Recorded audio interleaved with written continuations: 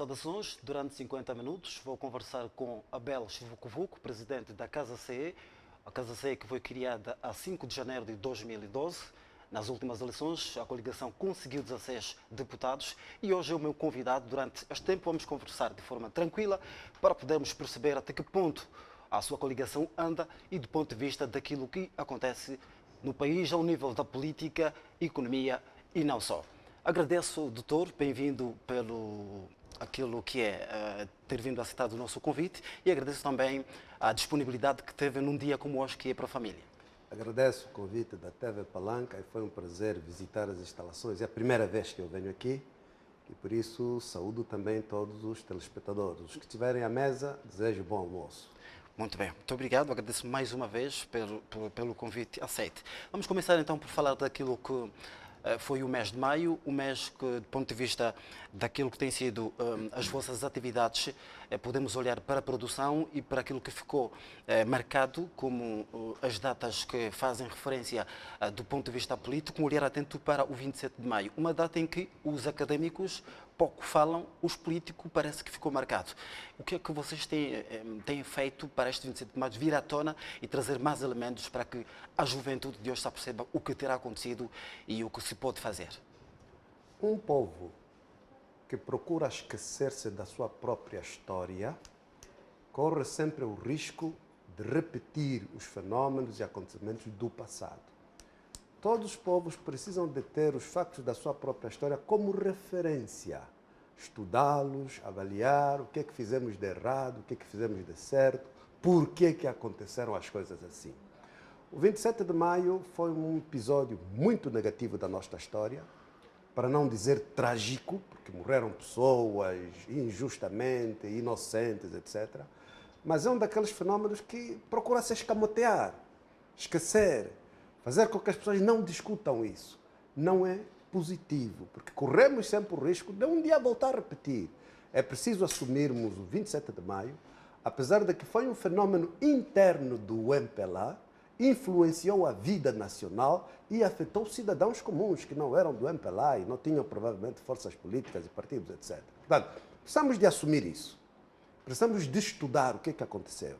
E depois precisamos de reconciliarmos-nos com o facto.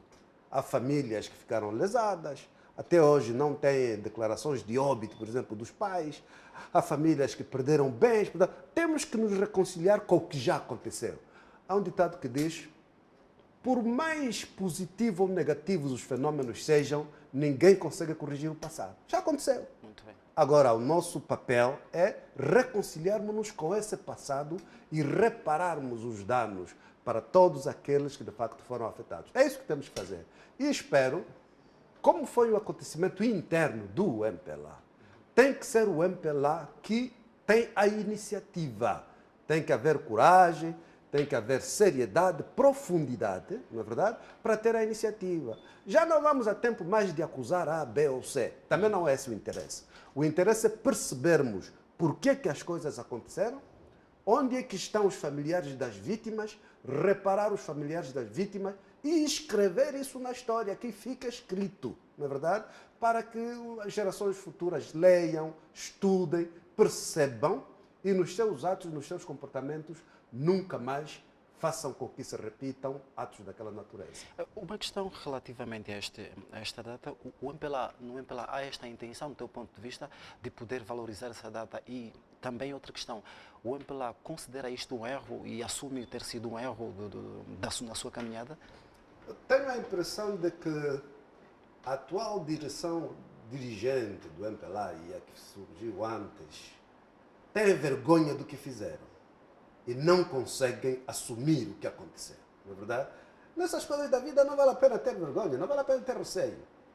Você cometeu, falhou, somos humanos, falha-se, agora é assumir, meter as cartas na mesa, estudar, chamar aqueles que participaram, que estiveram nesses fenômenos, porque senão um dia vamos chegar a um ponto daqui a 40, 50 anos, de que aqueles que foram testemunhas, viveram, já não existem, já não estão lá para poderem contar, para poderem testemunhar, para poderem elucidar. Portanto, é preferível o MPLA tomar a iniciativa, convidar toda a sociedade, na verdade, Sobretudo, reconhecer aqueles que estiveram presentes, testemunharam, recolher os testemunhos, ouvir aqueles que são as vítimas e os familiares das vítimas, assumirmos isso e reconciliarmos entre nós, como angolanos, como país. Não é verdade? Para que depois disso tudo conste da história de forma objetiva. Eu sei que fazer história não é fácil. Há ainda emoções, há ainda gente que sofreu injustamente, outros porque participaram. Portanto, não é fácil. Mas se pensarmos que na vida só fazemos o que é fácil, não vamos nunca mais fazer alguma coisa. É preciso assumir e ter coragem de fazer face e assumir. Portanto, o MPLA, de facto, deveria tomar passos. Deveria tomar passos nesse sentido, e é urgente, na verdade, para que o país saiba exatamente o que é que aconteceu e deixemos de ter versões diferentes e diversificadas. Uns que dizem que foi levantamento popular de reivindicação social e outros que defendem a teoria de que foi tentativa de golpe de Estado. O país tem que saber verdadeiramente foi o quê, não é verdade? E aconteceu por quê, não é verdade? Quais foram os protagonistas? Quais foram as vítimas? O que é que vamos fazer pelas vítimas? Os filhos de falecidos, de desaparecidos, etc, etc. Se for possível, identificar onde é que estão enterradas as vítimas. Entregar às famílias as ossadas, para as famílias fazerem os enterros, os funerais e reconciliarem-se também com o passado e com a história. Não é? Isso é que é necessário. Não é fácil, mas é necessário. Ok. Fico a olhar para a intenção do MPLA tentar promover isto. Que vantagem tiraria na sua história, uma vez que, do ponto de vista daquilo que é a apreciação disto, Mancha teria vantagem em poder publicar e promover este 27 de maio? O MPLA, neste momento, é o partido dirigente do país. E por isso o MPLA não pode pensar só no MPLA. O MPLA tem que pensar Angola. O que é necessário, o que é útil para Angola, para o processo histórico angolano. Obviamente que uma abordagem holística, sem tabus, não é verdade, de todo o processo que culminou com o 27 de maio e as consequências disso, ajudaria a própria reconciliação interna no MPLA. As vítimas ainda estão ali, alguns são dirigentes, estão calados, mas ruminam por dentro, não é verdade? O próprio MPLA ganharia reconciliando-se ele próprio, não é verdade? E assumindo a sua própria história. Por outro lado, o país também ganharia. O país passaria a conhecer exatamente, afinal, o que é que foi, por que é que foi, o que é que aconteceu, e depois também iríamos, honestamente, fazer com que homenageássemos as vítimas e, em certa medida, reparássemos os danos causados aos familiares das vítimas. O país ganharia.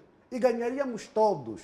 E passaríamos a ter, eventualmente, uma postura diferente de não escamotear a história. Ouvimos há dias, quando foi do memorial ou da cerimônia para o dirigente do MPLA, Lúcio Lara, em que outro dirigente do MPLA também, do passado, que é o mais velho, Lopo de Nascimento, a fazer um apelo.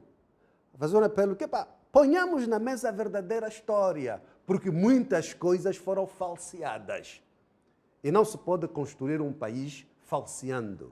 O país tem que ser construído com base na verdade. Agora, o que é a verdade? Isso tem que ser debatido, tem que ser discutido, tem que ser analisado, tem que ser estudado. Portanto, essa é uma necessidade, e repito aqui, o mais velho Lopo de Nascimento já pediu. E o 27 de maio faz parte de um desses fenômenos. Tivemos muitas coisas da nossa história, o nosso próprio passado, temos que assumir esse passado. Muito bem, vamos à atualidade, Sr. Presidente. Vamos falar agora das autarquias, elemento de momento. Já está em consulta pública aquilo que é a intenção do Ministério do Território relativamente à implementação deste elemento, que são, ou seja, de forma gradual.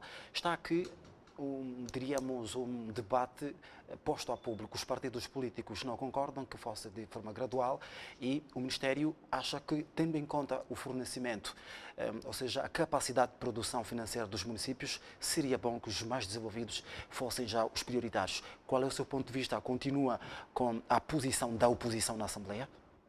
Em primeiro lugar, precisamos de clarificar que o processo de institucionalização das autarquias, que é o poder local autónomo, é um imperativo constitucional. que até aqui fomos desrespeitando como país. Portanto, há décadas que já está assim na Constituição. Finalmente, vamos agora entrar na fase da implementação. Número 1. O processo de institucionalização das autarquias visa o quê? Visa, em primeiro lugar, aprofundar o processo democrático. Democratiza-se a vida nacional. Dá-se mais um passo. Porque democracia é um processo, não é um ato. Portanto, é para reforçar o processo democrático. Também para fazer com as comunidades elas próprias se autogovernem. Elas próprias elegendo os seus governantes, elegendo os seus legisladores locais, escolhendo os seus programas, escolhendo as suas prioridades para a própria vida das comunidades, não é verdade? Também aproxima governantes e governados e responsabiliza os governantes. Neste momento, os administradores, quem responsabiliza? Ninguém. Só se o partido achar que não está a trabalhar bem pelo MPLA, naquele município, etc. Mas com o poder local autárquico, uma entidade camarária que não trabalhar bem, nas eleições subsequentes já não consegue. Portanto, tem que trabalhar bem, aproxima governantes e governados, democratiza e provavelmente pode providenciar a possibilidade de melhor prestação de serviços básicos à sociedade e à comunidade. Portanto, isto são factos de base. Agora, neste momento, vamos implementar. Sim, senhor. Estamos de acordo, no Conselho da República tivemos o consenso que elas devem ser implementadas no segundo semestre de 2020. Agora, não estamos de acordo na interpretação que se pretende fazer dos pressupostos legais. A lei diz que deve haver gradualismo na transferência de competências para os autarcas. Não diz gradualismo geográfico, não é verdade. A ideia do gradualismo geográfico é inconstitucional, é ilegal, é antipatriótica e vai fazer muito mal ao país. Mas não acha que... Vai fazer mal ao país por quê? Até porque na vida, se você tiver 4 filhos, 2 estão em piores condições e 2 estão mais ou menos, você vai acudir quem? Vai acudir aqueles que já estão mais ou menos ou vai acudir aquele que está mal? Você vai acudir aquele que está mal. Exatamente. Porque o que se pretende é a interpretação do conceito de viabilidade das autarquias, que defende essa teoria que tem que ver com o território, tem a ver com a população, tem a ver com economia local, tem a ver com recursos humanos de qualidade, etc. Agora, se for isso, e nós escolhermos os municípios mais avançados, que com as autarquias vão avançar ainda muito mais, então, os municípios mais atrasados vão ficar ainda mais atrasados. Nós próprios estaremos a agravar as assimetrias. E será escolha do próprio Estado de agravar a situação de alguns municípios. Além de porque é ilegal, porque todo angolano é igual perante a lei, perante o Estado, as instituições. Então, ora, se nós separarmos, vai haver uns angolanos que vão votar nos municípios. Outros angolanos não vão votar. Então, não são iguais. Não é verdade? Para além de que, naqueles municípios em que se votar e houver autarquias, provavelmente vai haver melhor desenvolvimento, é isso que se busca. Nos municípios onde não houver autarquias, ficam mais atrasados. O que vai acontecer, eu se estiver num município que não tem autarquia, mudo. Vou para outros municípios. Vamos ter outra vez fluxos migratórios populacionais que vão ser em desfavor do interior médio e do leste do país. E se for a ver, corremos o risco de ter conotações regionais e étnicas. Corremos esse risco, temos que ter cautelas, na verdade, porque as áreas mais retardadas do país são quais? São do leste, em primeiro lugar. Exatamente. Os Chicos, Quandocubangos, etc. O interior médio também está atrasado em relação à costa, mas está um bocado desenvolvido. E a costa é que está mais... Portanto, tivemos um desenvolvimento litoralizado, não é verdade? Portanto, não seria bom, e é preciso aconselhar os que estão a decidir, estão só a decidir, a estudar as coisas, não estão a viver a realidade, não é verdade? Portanto, todos os municípios têm que ser desenvolvidos e transformados em autarquias. Agora, o gradualismo deve ser só na transferência de competências. Por exemplo, vamos dizer que nesta primeira fase as autarquias ficam só responsáveis do ensino primário.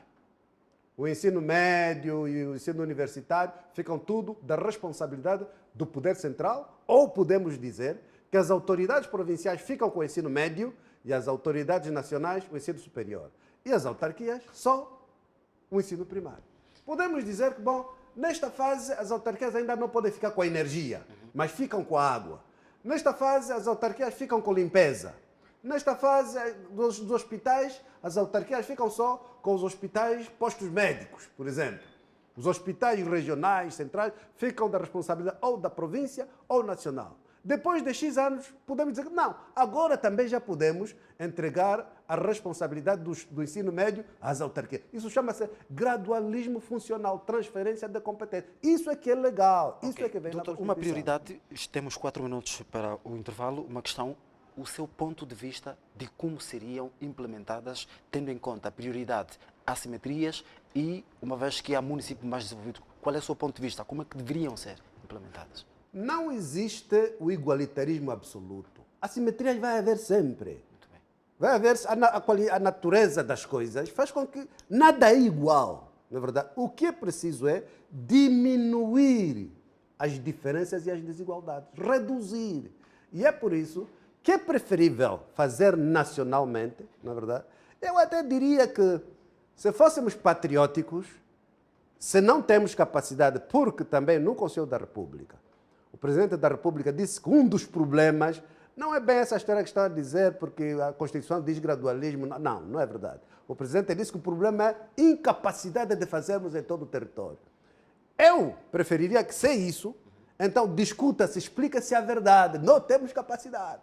Expliquem, assumam isso, não é verdade? Qual tipo de e capacidade? nessa altura era preferível começar pelos mais atrasados, para recuperarem, na verdade, fazer o inverso. Embora eu sou contra o gradualismo territorial porque é ilegal, é inconstitucional e é antipatriótico, não ajuda o nosso país, vai agravar. Ok, muito bem, já antes vamos agora falar sobre a questão do ponto de vista da situação econômica do país. Está a sinais de desenvolvimento relativamente à venda do petróleo no mercado internacional. Está aqui encontrado o tempo das vacas gordas que foram causadas pela queda e o sinal daquilo que tem sido ontem, por exemplo, o petróleo atualizou-se no 77,59. Que sinais teremos daqui para frente, já que foi o motivo da crise que se arrastou há quase 5 anos e começa a dar sinais de subida no mercado? Espero que esta recuperação do preço do petróleo nos mercados internacionais não nos crie outra vez ilusões e não nos distraia de uma estratégia verdadeiramente de construção de uma economia. Muito bem. Porque ao longo dos anos, quando o petróleo estava alto, esquecemos-nos que Angola tem terras aráveis. Esquecemos-nos que Angola tem muita água, muitos rios. Esquecemos-nos que Angola tem um mar largo, vasto, na verdade uma costa vasta. Esquecemos-nos que temos floresta, esquecemos-nos que temos outros minerais, ferro, cobre, manganésio, níquel, etc. Esquecemos-nos disso tudo porque só estamos no petróleo. Com a crise, começamos a ver que afinal temos outras coisas, não é verdade? E espero que agora que o petróleo está a subir outra vez, não nos esqueçamos outra vez das outras coisas. Já não terão aprendido? É verdade, espero que tenham aprendido, porque a memória é curta. E as pessoas, quando veem que outra vez há muito dinheiro, esquecem da agricultura, na verdade, é mandar comprar a comida na África do Sul, na Namíbia, esquecem, as pessoas esquecem. Espero que não nos esqueçamos outra vez. É verdade, pessoalmente também acho que até aqui não se sente de facto se há, do ponto de vista comprometimento profundo, uma verdadeira estratégia e vontade de diversificação da economia. Tenho dúvida. Há discurso, há retórica, na verdade, mas não existe, de facto, uma estratégia concreta. Porque senão há tantas coisas que o país tem. Em X anos até hoje, por que ainda as minas de Cacinga não produzem ferro? Por quê? Não é verdade? Exatamente. Nós somos produtores de petróleo desde o tempo colonial. Mas até hoje temos que importar gasolina, temos que importar gasóleo. O que é que somos nós? Países que não produzem, como a Singapura, é que nos vendem a gasolina. E nós que temos o petróleo, mandamos para lá, depois vamos lá comprar outra vez. Nós devíamos ter aqui refinarias à farta para vendermos menos petróleo bruto, refinarmos aqui e vendermos gasolina, gasóleo e outros produtos à RDC, à Namíbia, à Zâmbia, estão aqui ao lado. Na verdade, é falta de visão, falta de estratégia. Também porque, até aqui, os governantes que tivemos estabeleceram a sua estratégia em função dos negócios. Quais são? Por exemplo, evitou-se ter uma refinaria no Lubito, na verdade, retardou-se, cancelou-se, fez. Primeiro, em função das comissões que queriam tirar da refinaria, mas segundo, porque a importação dos produtos derivados do petróleo bruto, que é a gasolina e o gasóleo, era feita por governantes. Uma empresa chamada Trafigura, que era de pessoas da presidência da República, e importavam gasolina. Então, não lhes interessava fazer refinarias aqui, porque o negócio ia abaixo, não é verdade? É por isso que espero que o novo presidente tenha sorte, espero que o novo presidente tenha coragem, espero que o novo presidente tenha visão para corrigir estas coisas, não é verdade? A questão dos governantes misturarem-se com os negócios, não é verdade? Que é uma profunda promiscuidade. Espero que isso mude, porque se isso não mudar, esqueçam. Essa história de diversificação da economia vai ser apenas discurso, não haver nada concreto. Muito bem. Vamos daqui a pouquinho falar sobre as greves que se levantam em quase todos os ministérios, numa altura em que a governação começa a dar os passos, mas no segundo bloco e último deste espaço, volto daqui a pouco, que podemos então abordar deste espaço. Vamos ver se ainda temos um pequeno tempo para abordarmos isso. Sr. Presidente, levanta-se ainda, já que temos um pequeno tempo para abordarmos, as greves que se levantam em quase todos os ministérios. Por que só agora tanta greve? O que é que está a acontecer? No seu ponto de vista. Não pode haver meia democracia. Ou é democracia ou não é democracia. Não pode haver meia abertura. Ou é abertura ou não é abertura. Até 2017, nós tivemos em Angola autoritarismo. Um regime autoritário, baseado na violência. Portanto, reprimia-se tudo que fosse greve, tudo que fosse manifestação, etc. E o próprio partido, o MPLA, também ajudava o governo na repressão e, em certa medida, na coação da vontade dos cidadãos. Ora, o presidente João Lourenço deu sinal de que queria a abertura. Não é verdade? E quando você dá abertura, tem que ser mesmo abertura e assumir.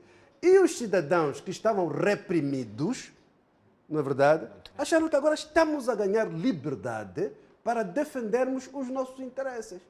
As pessoas ganhavam mal, as pessoas tinham mais condições de serviço, as pessoas tinham dificuldades de formação, tinham todas essas dificuldades, mas como eram reprimidos, ficavam quietinhos. Agora não. Com essa abertura, e vai ser muito mais ainda, só está a começar. Só está a começar. Na verdade, vai ser muito mais, os angolanos vão começar a reivindicar os seus direitos, na verdade. Começa a surgir o sentimento de repúdio de muitas coisas que viveram e de reivindicação, que é um direito do cidadão. É um direito da pessoa humana reivindicar para que a sua vida melhore. E é preciso nos convencermos, vai haver muito mais. Agora, o governo tem que mudar de atitude. Já não deve mais reprimir, porque ainda reprimiram aí os jovens que fizeram a manifestação no dia 27 de maio. Não fica bem. E quais Violência, são as não fica bem. consequências para A quem está necessidade é o governo ter uma postura de diálogo, de abertura, conversar com os agentes sociais, com os sindicatos, na verdade, com as associações, conversar, receber as pessoas, dialogar, explicar lá onde o governo tem dificuldades de poder preencher ou, em certa medida, poder responder positivamente a determinado tipo de reivindicações. É explicar. Não é se fechar nos gabinetes dos ministros, não receber, etc, etc. Não. É falar com as pessoas, ir ao encontro, perceber, compreender. E, nessa altura, poderão encontrar medidas adequadas para que se resolvam esses problemas. Porque fechar já não vai dar.